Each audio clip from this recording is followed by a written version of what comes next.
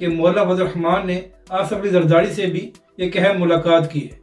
اور پھر ناظرین کرام، سوال یہ ہے کہ کیا ریاست پاکستان اس قدر کمزور ہے کہ وہ کچے کے ڈاکوں کا مقابلہ نہیں کر سکتی؟ اور بہت سے صحافی اور یوٹیوبر اس پر اعتراض کر رہے ہیں کہ علماء کرام نے دباؤ ڈال کر یہ فیصلہ کرایا ہے۔ تو یہی وجہ ہے کہ فواد چودھری صاحب بھی آئے روز الٹی سیدھی ٹویٹس کرتے رہتے ہیں، اور جب تک عدالت اس حوالے سے تفصیلی فیصلہ جاری نہیں کرتی تو ہم اس پر اپنا موقف نہیں دے سکتے۔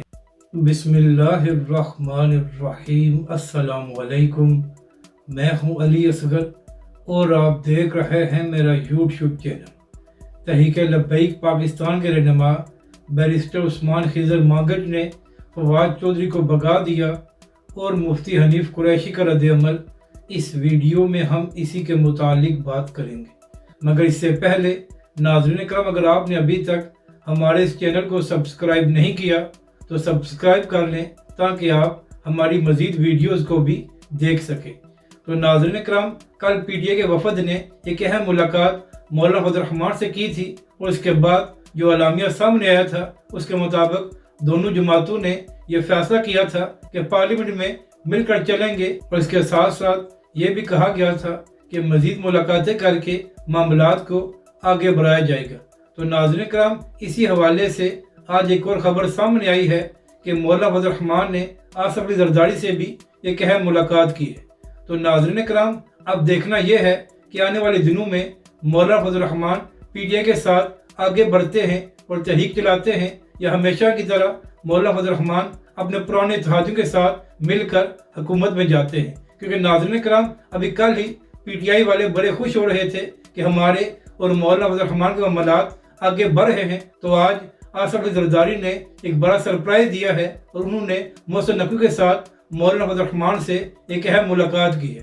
تو اب دیکھنا یہ ہے کہ آنے والے دنوں میں اس حوالے سے کیا خبر سامنے آتی ہے۔ اب بات کرتے ہیں ناظرین کرام، جو کچے کے ڈاکو نے پولیس اہلکاروں کو شہید کیا ہے۔ تو ناظرین کرام، پہلی بات تو یہ ہے کہ جو بھی پولیس اہلکار شہید ہوئے ہیں، ہم ان کے اہل خانہ کے ساتھ اظہار تعزیت کرتے ہیں۔ اور پھر ناظرین کرام، سوال یہ ہے کہ کیا ریاست پاکستان اس قدر کمزور ہے کہ وہ کچے کے ڈاکوں کا مقابلہ نہیں کر سکتی، اور جب ان کا دل کرتا ہے وہ پولیس والوں پر حملہ کرتے ہیں اور عام لوگوں کو بھی اغوا کر کے کروڑوں روپے کماتے ہیں؟ کیا ناظرین کرام، پاکستان کی حکومت اور ریاست پاکستان ان کچے کے ڈاکوں کے خلاف کوئی پکا آپریشن نہیں کر سکتی کہ ہمیشہ کے لیے ان سے جان چھوٹ جائے؟ تو ناظرین کرام، اب دیکھنا یہ ہے کہ اس واقعے کے بعد حکومت پاکستان ان کے خلاف کوئی آپریشن کرتی ہے یا ہمیشہ کی طرح بیانات دے کر ہی جان چھڑائی جائے گی۔ اب بات کرتے ہیں تحریک لبیک پاکستان کی۔ تو ناظرین کرام، جب سے سپریم کورٹ سے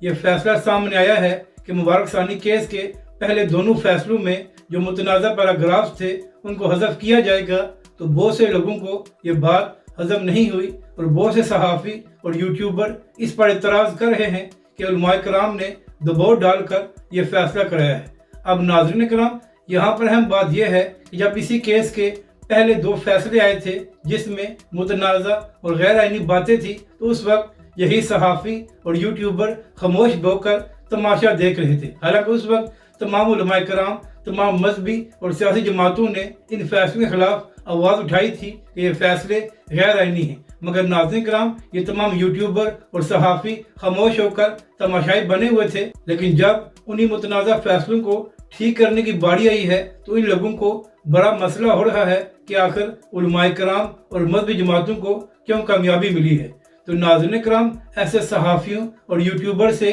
میرا سوال ہے کہ جب اسی سپریم کورٹ سے متنازع فیصلہ آیا تھا تو اس وقت آپ لوگوں کو آئین اور قانون کی کیوں یاد نہیں آئی تھی؟ تو اسی حوالے سے ناظرین کرام، فواد چودھری صاحب کو بھی بڑا مسئلہ ہے کہ سپریم کورٹ نے یہ فیصلہ کیوں دیا ہے۔ تو یہی وجہ ہے کہ فواد چودھری صاحب بھی آئے روز الٹی سیدھی ٹویٹس کرتے رہتے ہیں۔ تو ناظرین کرام، آج بھی فواد چودھری صاحب نے ایک ٹویٹ کی تھی جس میں لکھا ہوا تھا کہ اسرائیل کی آبادی سے زیادہ پاکستان میں مولوی ہیں، لیکن کبھی بھی کسی کی کوئی دعا قبول نہیں ہوئی۔ تو اسی حوالے سے تحریک لبیک پاکستان کے اہم رہنما بیرسٹر عثمان خضر مانگٹ صاحب نے فواد چودھری کو جواب دیا کہ فواد چودھری صاحب، باقی علماء کرام کا تو مجھے پتہ نہیں ہے، لیکن میں یہ ضرور جانتا ہوں کہ علامہ خادم حسین رضوی علیہ رحمہ نے ये दुआ फरमाई थी कि जिन लोगों ने भी तहरीक लब्बैक के कारकुनों पर जुल्म किया है, या अल्लाह उन सब को जलील और रुसवा करना। इसके बाद बैरिस्टर उस्मान खिजर मंगट साहब ने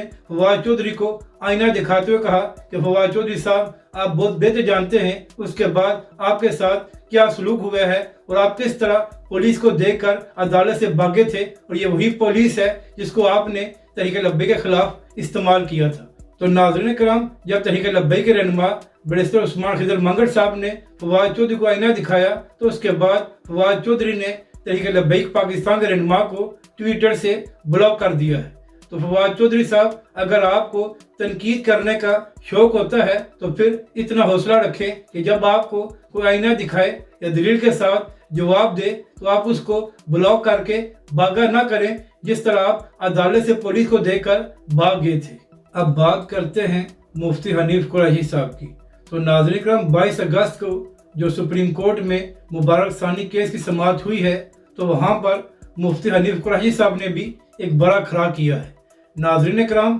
जो सहाफ़ी सुप्रीम कोर्ट में मौजूद थे, उनका कहना यह है कि जब मुफ्ती हनीफ कुरैशी साहब बात करने के लिए खड़े हुए तो सबसे पहले मुफ्ती साहब ने चीफ जस्टिस से कहा कि ये कौन सा तरीका है अदालत चलाने का कि आप किसी को बात नहीं करने देते और हर किसी को डांट देते हैं। नाज़रीन कराम, जब मुफ्ती हनीफ कुरैशी ने मुबारक सानी केस के हवाले से बात करना शुरू की तो चीफ जस्टिस साहब ने कहा कि आप बैठ जाएं। तो मुफ्ती हनीफ कुरैशी साहब ने कहा कि आपने ये मुतनाज़ा फैसला देकर करोड़ों मुसलमानों की दिल आज़ारी की है, और इसके बाद मुफ्ती हनीफ कुरैशी साहब ने मुबारक सानी केस के हवाले से अपना मौक़िफ़ पेश किया। नाज़रीन कराम, यहाँ तक कि सहाफ़ी कह रहे हैं कि चीफ जस्टिस साहब ने मौलाना फजल रहमान से कहा कि आप इनसे कहें बैठ जाएं, तो मौलाना ने जवाब दिया कि जनाब, ये आपकी अदालत है और यहाँ पर आपका हुक्म चलता है। तो नाज़रीन कराम, सहाफ़ी का कहना है कि चीफ जस्टिस साहब मुफ्ती हनीफ कुरैशी साहब को बिठा नहीं सके, और इसके बाद मुफ्ती हनीफ कुरैशी साहब ने अपना मौक़िफ़ दिया और बताया कि आपने किस तरह एक गैर आइनी फैसला देकर करोड़ों मुसलमानों की दिल आज़ारी की है। और फिर नाज़रीन कराम, इसी हवाले से जब अदालत के बाहर मुफ्ती हनीफ कुरैशी साहब से ये सवाल किया गया कि सुप्रीम कोर्ट की जानब से जो शॉर्ट ऑर्डर आया है, तो इस हवाले से आपका क्या मौक़िफ़ है। तो नाज़रीन कराम, मुफ्ती हनीफ कुरैशी साहब ने बात करते हुए कहा कि अब तक जो शॉर्ट ऑर्डर आया है हम उससे मुतमिन हैं, लेकिन जब तक पूरा फैसला सामने नहीं आ जाता और जब तक अदालत इस हवाले से तफसीली फैसला जारी नहीं करती तो हम इस पर अपना मौक़िफ़ नहीं दे सकते। तो नाज़रीन कराम, अहम बात यह है कि यही बात तहरीक लब्बैक के अमीर हाफिज़ साद उस्ताद रिज़वी ने भी की है कि जब तक तफसीली फैसला सामने नहीं आता तो हम इस हवाले से रद्द-ए-अमल नहीं देंगे और हम अपने मौक़िफ़ पर कायम हैं। तो नाज़रीन कराम, अब देखना यह है कि मुबारक सानी केस के हवाले से कब तक तफसीली फैसला जारी होता है, और उसके बाद क्या तहरीक लब्बैक समेत तमाम मजहबी और सियासी जमातें उस फैसले से मुतमिन होती हैं या नहीं। अगर आपको ये वीडियो अच्छी लगे तो इसे लाइक और शेयर ज़रूर करें और हमारे इस चैनल को भी सब्सक्राइब करें।